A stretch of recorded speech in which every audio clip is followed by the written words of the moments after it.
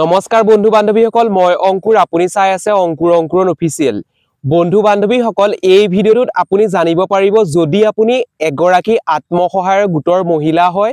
আপুনি যদি চেক পাত লাভ কৰা নাই বা অসম চৰকাৰৰ যি 10000 টকা চেক দি আছে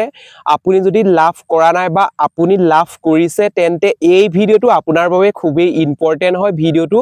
মন দি শুনিব আৰু ভিডিঅ'টো অলপো স্কিপ নকৰিব বন্ধু বান্ধৱীসকল ভিডিঅ'টো আৰম্ভ কৰাৰ আগতে আপোনালোকক সৰু এটা ৰিকুৱেষ্ট কৰো যদি আপুনি আমাৰ ইউটিউব চেনেলটোত প্ৰথমবাৰৰ বাবে ভিজিট কৰিছে তেন্তে প্লিজ আমাৰ ইউটিউব চেনেলটো সাবস্ক্ৰাইব কৰি কাষতে থকা বেল বটনটো প্ৰেছ কৰি অল অপচনটো ক্লিক কৰিবলৈ নাপাহৰিব তেতিয়াহে আগন্তুক আহিবলগীয়া প্ৰত্যেকখিনি ভিডিঅ' আপুনি প্ৰথমে লাভ কৰিবলৈ সক্ষম হ'ব তেন্তে আহক আমি অলপো পলম নকৰি ভিডিঅ'টোৰ ফালে আগবাঢ়ো বন্ধু বান্ধৱীসকল আপোনালোকে নিশ্চয় গম পায় যে আত্মসহায়ৰ 40 লাখ মহিলাক অসম চৰকাৰে বা হিমন্ত বিশ্ব শৰ্মাই 10000 কৈ একোখনকৈ চেক দি আছে এতিয়া সেই চেকখন আপুনি কেনেদৰে বেংকত জমা কৰিব লাগিব প্ৰপত্ৰখন কেনেদৰে ফিলআপ কৰিব লাগিব আপুনি চেক পাতত কিবা লিখিব লাগিবনি তাৰ লগত কিবা ডকুমেন্টছ জমা দিব লাগিবনি এ টু জেড আপোনালোকক জনাম এতিয়া বন্ধু বান্ধৱীসকল বহুত সংখ্যক ডিস্ট্ৰিক্টতে বা কেইবাখনো ডিস্ট্ৰিক্টতে চেক পাত বিতৰণ কৰিলে আত্মসহায়ক গোটৰ যি 10000 টকা চেক এতিয়া প্ৰথম কথা যদি আপুনি চেকখন লাভ কৰিলে তেন্তে এই ভিডিঅ'টো খুবেই ইম্পৰ্টেন্ট আপুনি চেক পাতটো কেনেদৰে জমা দিব বা ক'ত জমা দিব লাগিব কি ডকুমেন্টছ লাগিব কি ফৰ্ম ফিলআপ কৰিব লাগিব সেই সম্পৰ্কে জনাম যদি আপুনি চেক লাভ কৰা নাই নিশ্চয় আপুনি চেক লাভ কৰিব আপুনিও শুনক প্ৰথম অৱস্থাত আপুনি চেক পাতটো লাভ কৰিছে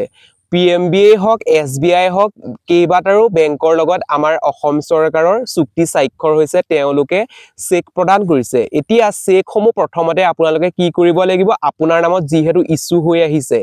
আপোনাৰ নামটো যিয়ে নহওক আপোনাৰ বেংকৰ একাউন্ট বা আপুনি যি ডকুমেন্ট সাবমিট কৰিছিলে ফৰ্ম ফিলআপ কৰোঁতে আপোনাৰ নামত চেক পাতটো ইস্যু হৈ আহিছে ইস্যু হৈ অহাৰ ফলত আপোনাৰ যিটো বেংকত একাউন্ট আছে আপুনি তাত গৈ পেলাই জমা দিব লাগিব এতিয়া জমা দিবলৈ যাওঁতে আপুনি গভৰ্ণমেন্টৰ ফালৰ পৰা বা চৰকাৰৰ ফালৰ পৰা দিয়া চেক পাতটোত বেক সাইডে হক ফ্ৰন্টতে হক আপুনি একো সহি কৰিব নালাগে কাৰণ আপোনাৰ নামত ইস্যু হৈ আহিছে অলৰেডি চেক পাতটো সেইবাবে আপুনি কি কৰিব বেংকৰ পৰা এটা ডিপোজিট স্লিপ লব বা ডিপোজিট ফৰ্ম লব ডিপোজিট ফৰ্মখনত সুন্দৰকৈ আপোনাৰ নামটো যেনেদৰে চেক পাতটোত আছে তেনেদৰে লিখি ৰাখিব লিখি পেলাই আৰু বেংকৰ একাউন্ট নাম্বাৰটো দি পেলাই আপুনি কি কৰিব এটা কপি আপোনাৰ লগত ৰাখিব আৰু এটা কপি তাত ষ্টেপুল মানে যি দুটা টুকুৰা থাকে ডিপোজিট ফৰ্মখনত এটা সৰু আৰু এটা ডাঙৰ যিটো ডাঙৰ কপিটো ফিলআপ কৰি পেলাই আপুনি চেক পাতটোৰ লগত ষ্টেপুল কৰিব ষ্টেপুল কৰি পেলাই যিটো এটা বক্স থাকে আপোনালোকে নিশ্চয় গম পায় বেংকসমূহত এটা বক্স ৰাখে সেই বক্সটোত জমা কৰিব লাগে জমা কৰি ৰাখিব জমা কৰাৰ 15 দিন মানৰ পাছতে বা 20 দিন মানৰ পাছতে আপোনালোকৰ একাউন্টত যি অসম চৰকাৰৰ 10000 টকাটো একাউন্টত সোমাবৰ বাবে সক্ষম হ'ব এতিয়া বন্ধু বান্ধৱীসকল মই কোৱাৰ ধৰণেৰে আপুনি কৰিছে নাই মোক কমেন্টৰ জৰিয়তে জনাবলৈ নাপাহৰিব আৰু আপুনি যদি চেক পাতসমূহ লাভ কৰিলে তেন্তে আপোনাৰ টকা একাউন্টত সোমালে নাই সেই সম্পৰ্কও জনাব আৰু আপুনি কোন ডিস্ট্ৰিক্টৰ পৰা চাই আছে সেই সম্পৰ্কেও জনাব এতিয়া বিশেষকৈ কিছুমান মহিলাৰ বা কিছুমান আত্মসহায়ক মহিলাৰ যি চেক পাতত নাম ভুল আহিছে অৰ্থাৎ বেংকত আছে এটা নাম আৰু তেওঁৰ চেক পাতটোত আহিছে এটা নাম অৰ্থাৎ যি টাইপিং মিস্টেক হৈছে অৰ্থাৎ চেক পাতটোত ভুল আহিছে অৰ্থাৎ বৰাটোৱে হক অৰ্থাৎ বৰাটোতে ও আছে বা এ আছে কিছুমানত এস টু নাই তেনেকুৱা ধৰণৰ কিছুমান গণ্ডগোল হৈছে কিছুমান নামটোতে এ ঠাইত ও হৈছে বা আই ঠাইত ই হৈছে তেনেকুৱা ধৰণৰ কিছুমান বহুতৰে ফেস কৰিবলগীয়া হৈছে বা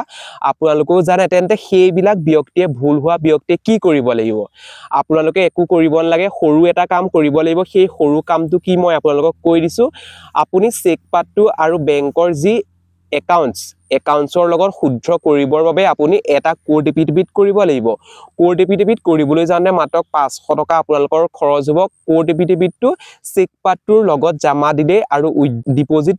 ৰিসিপ্টটো বা ডিপোজিট ফৰ্মখন ফিলআপ কৰি পেলাই বক্সটোত জমা দিয়াৰ পাছতে আপোনালোকৰ একাউন্টত টকাখিনি সোমাব নিশ্চয় আপুনি বুজি পালে ইয়াৰ মাজতো যদি কিবা কনফিউজন ৰৈ আছে তেন্তে প্লিজ কমেন্টৰ জৰিয়তে কমেন্ট কৰিব মই আপোনালোকক আকৌ পুনৰ নতুনকৈ ভিডিঅ' প্ৰস্তুত কৰি সহায় কৰিবলৈ যত্ন কৰিম বন্ধু বান্ধৱীসকল আজিলৈ ভিডিঅ'টো ইমানেই আছিলে আকৌ পুনৰ নতুন এটা ভিডিঅ'ত লগ পোৱাৰ আশাৰে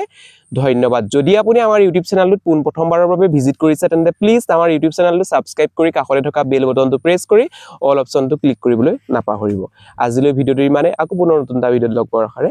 ধন্যবাদ